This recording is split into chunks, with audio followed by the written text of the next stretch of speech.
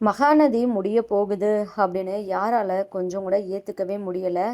மறக்காம இந்த வீடியோக்கு லைக் போட்டு தெரிவிங்க அன்புறவுகளே. விஜய் காவேரி உங்களுக்கு ரொம்பவே பிடிக்கும்னா கமெண்ட் பண்ணி தெரிவிங்க.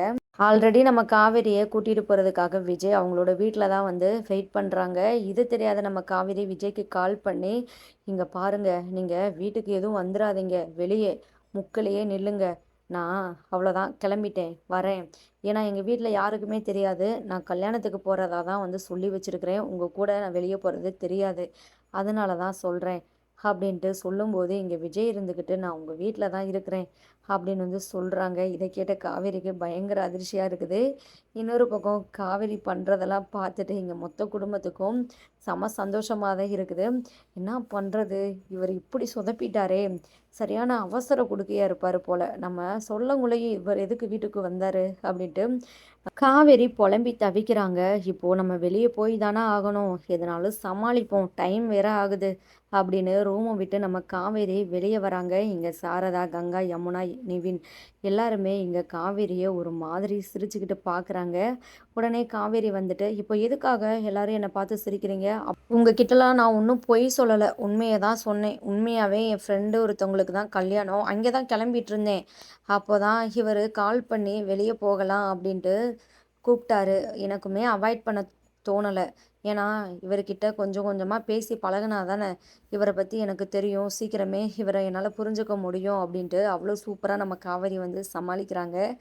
இங்கே காவேரியை பார்த்து சாரதமா எல்லாருமே சிரிக்க தான் செய்கிறாங்க. ஏங்க நீங்களாச்சும் உண்மையை சொல்லுங்க. விஜய் அப்படியே தலையை சொரியிறாரு. அப்புறம் விஜய் பார்த்திங்கன்னா காவேரிக்காக பொய் சொல்ல ஸ்டார்ட் பண்ணுறாரு.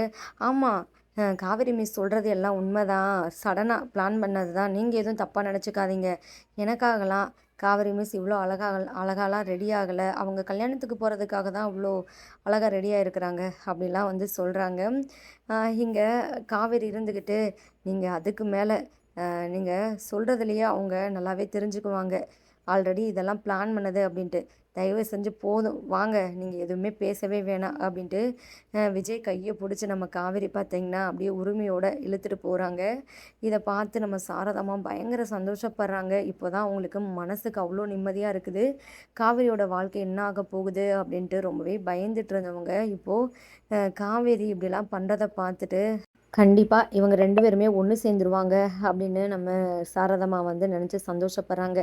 இங்கே யமுனா, கங்கா இருந்துக்கிட்டு சாரதாம்மா கிட்ட, இங்கே பாருமா, இதுக்கப்புறம் காவேரி விஷயத்தை நினச்சி நீ எதுவுமே கவலைப்படக்கூடாது, காவேரி மனசில் விஜய் எப்போவோ வந்துட்டாரு, ஆனால் அவள் தான் அதை வெளியே காட்டிக்க மாட்றா, மற்றபடி வந்து அவளுமே அவரை விரும்ப தான் ஆரம்பிச்சிட்டாரு அப்படின்னு வந்து சொல்லிட்டு இருக்கிறாங்க. இங்கே நம்ம விஜய் கார் ஓட்டிகிட்டு இருக்கும்போது இங்கே காவேரி இருந்துக்கிட்டு, ஏங்க என் மானத்தை இப்படி வாங்குறீங்க, நீங்கள் எதுக்காக வீட்டுக்கு வந்தீங்க அப்படின்னு வந்து கேட்குறாங்க. நீங்கள் எதுவுமே சொல்லலையே, நான் வந்ததுக்கப்புறம் தான் நீங்கள் கால் பண்ணுறீங்க வீட்டுக்கு வராதிங்க அப்படின்ட்டு. சரி, அதான் எல்லாருக்குமே விஷயம் தெரிஞ்சு போச்சுல, அப்புறம் எதுக்கு, அவங்களுமே ரொம்பவே சந்தோஷம்தான் பட்டாங்க, உங்கள் மேலே எந்த வருத்தமும் இல்லை அவங்களுக்கு அப்படின்னு வந்து சொல்கிறாங்க. ஆமாம், அவங்க சந்தோஷப்படலைனா தான் ஆச்சரியம், ஏன்னா அவங்க உங்களை நான் கல்யாணம் பண்ணிக்கணும் அப்படின்ட்டு ரொம்பவே ஆசைப்பட்டுட்ருக்குறாங்க. இப்போது நான் அவங்க கூட வெளியே போகிறதுலாம் அவங்களுக்கு எப்படி சந்தோஷம் இல்லாமல் இருக்கும் அப்படின்னு வந்து சொல்கிறாங்க. அப்புறம் நம்ம விஜய் காவேரி நிறையா பேசிக்கிட்டே போகிறாங்க. சரி, இப்போ நீங்கள் எங்கே போகிறீங்க, என்னை எங்கே கூட்டிகிட்டு போகிறீங்க அப்படின்னு சொல்லிட்டு நம்ம காவேரி இருந்துக்கிட்டு கேட்கும்போது, விஜய் இருந்துக்கிட்டு, நீங்கள் வாங்க, ரொம்பவே சூப்பரான ஒரு இடத்துக்கு தான் நான் கூட்டிகிட்டு போகிறேன், கொஞ்சம் லாங் ட்ராவல் தான், ஓகே தானே உங்களுக்கு அப்படின்னு வந்து கேட்கும்போது, பரவாயில்ல போங்க, சந்தோஷம்தான் அப்படின்ட்டு நம்ம காவேரியுமே வந்து சொல்கிறாங்க. அடுத்து பார்த்திங்கன்னா நம்ம காவேரி சும்மா இல்லாமல் எங்கள் விஜய்கிட்ட அவங்களோட கடந்த காலத்தை பற்றி தான் வந்து கேட்குறாங்க. ஆனால் விஜய் இருந்துக்கிட்டு, இங்கே பாருங்கள், இதுக்கப்புறம் என் வாழ்க்கையில் நீங்கள் தான் எனக்கு எல்லாமும், நம்மளை பற்றி எதுனாலும் பேசணுன்னா பேசுங்க, கேட்கணுன்னா கேளுங்க, நான் தாராளமாக பதில் சொல்கிறேன், இதுக்கு முன்னாடி நடந்த விஷயத்தை பற்றிலாம் நம்ம எதுவுமே பேச வேணாங்க, இதனால் உங்களுக்கு தானே தேவையில்லாத கஷ்டம் அப்படின்ட்டு விஜய் சமாளிக்கிறாங்க. நெக்ஸ்ட்டு பார்த்திங்கன்னா நம்ம விஜய் வந்து சென்னையில் இருக்கிற அவங்களோட நம்ம விஜய் காவேரி வாழ்ந்த வீட்டுக்கு தான் நம்ம காவேரியை வந்து அழைச்சிட்டு போகிறாங்க. அங்கே போனதுமே காவேரிக்கு செம்ம ஃபீல் ஆகுது. ஏங்க இந்த வீடை பார்த்ததுமே என் மனசுக்குள்ள அவ்வளோ ஹாப்பியாக இருக்குது. இந்த வீட்டில் நான் ஆல்ரெடி வாழ்ந்த மாதிரி ஒரு ஃபீல் ஆகுது அப்படின்னு வந்து சொல்கிறாங்க. இங்கே நம்ம விஜய் மனசுக்குள்ளேயே நினைக்கிறாங்க, உண்மையாகவே நீ வாழ்ந்த வீடு தான் காவேரி இது அப்படின்னு சொல்லிட்டு. வா காவேரி, வா, உனக்கு இங்கே எல்லாத்தையுமே சுற்றி காட்டுறேன். இந்த வீட்டில் தான் நாங்கள் பல வருஷமாக இருந்தோம் அப்படின்ட்டு எல்லாத்தையுமே வந்து சொல்கிறாங்க. நெக்ஸ்ட்டு இங்கே காவேரி வீட்டுக்குள்ளே எல்லாமும் போயிட்டு பார்க்குறாங்க. அப்போது சடனாக பார்த்தீங்கன்னா காவேரிக்கு பயங்கரமாக தலைவலிக்க ஆரம்பிச்சிருது. இங்கே விஜய் ஓடோடி வராரு. காவேரி என்னாச்சு, மயக்கம் வருதா அப்படின்னு சொல்லிட்டு கேட்கும்போது, என்னன்னே தெரியலைங்க, இந்த வீட்டில் ஒவ்வொரு இடத்தையும் பார்க்கும்போது எனக்கு என்னமோ பண்ணுது அப்படின்ட்டு சொல்லிட்டு இருக்கும்போதே நம்ம காவேரி அப்படியே சடனாக மயங்கி விழுந்துடுறாங்க. நம்ம விஜய்க்கு என்ன பண்ணுறதுனே தெரியல. அப்புறம் தண்ணி எடுத்துகிட்டு வந்து நம்ம காவேரி முகத்தில் தெளித்து விடவும் தான் நம்ம காவேரி பார்த்திங்கன்னா எழுந்திரிக்கிறாங்க. அப்புறம் காவேரிக்கு தண்ணியுமே குடிக்க சொல்லி கொடுக்குறாங்க.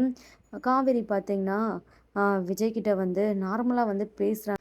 விஜய், எங்கே நீங்கள் மட்டும்தான் இருக்கிறீங்க, தாத்தா பாட்டி அவங்களாம் எங்கே அப்படின்ட்டு கண் முழிச்சதுமே நம்ம காவேரி இருந்துக்கிட்டு கேட்கும்போது, இங்கே நம்ம விஜய்க்கு அப்படியே சந்தோஷம் தாங்க முடியலை.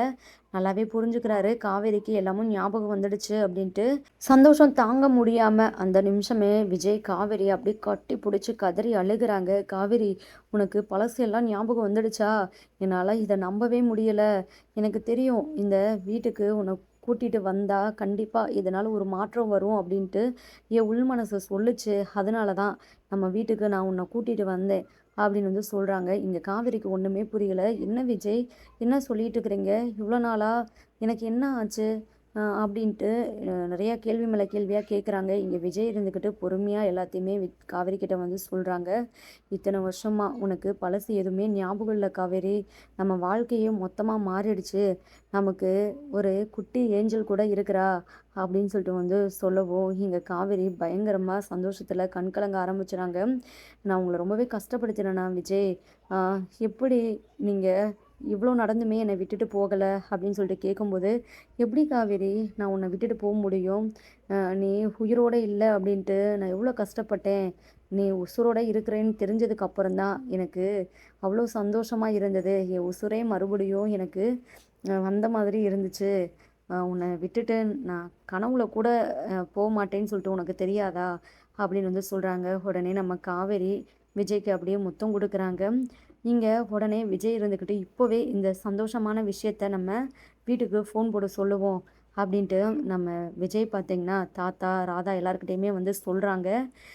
அது மட்டும் இல்லாமல் நிவின் சாரதா எல்லாருக்கிட்டையுமே விஜய் நடந்த விஷயத்தெல்லாம் சொல்கிறாங்க. உடனே சாரதாம்மா இருந்துக்கிட்டு இப்போவே கிளம்புவோம் எல்லாருமே, இன்னைக்கு அந்த காவேரிக்கு இருக்குது என்ன பாடுபடுத்திட்டா, இப்போ வாச்சும் அவளுக்கு ஞாபகம் மொத்தமும் வந்துச்சே, அப்பா சந்தோஷம்தான், இனி எந்த பிரச்சனையுமே இல்லை, இவ எப்போ மாப்பிள்ளை கூட சேருவா அப்படின்ட்டு ஒவ்வொரு நாளும் நம்ம வெயிட் பண்ணிட்டு இருக்க தேவையே இல்லை அப்படின்ட்டு நம்ம சாரதம்மா அப்படியே கதறி அழ ஆரம்பிச்சுறாங்க.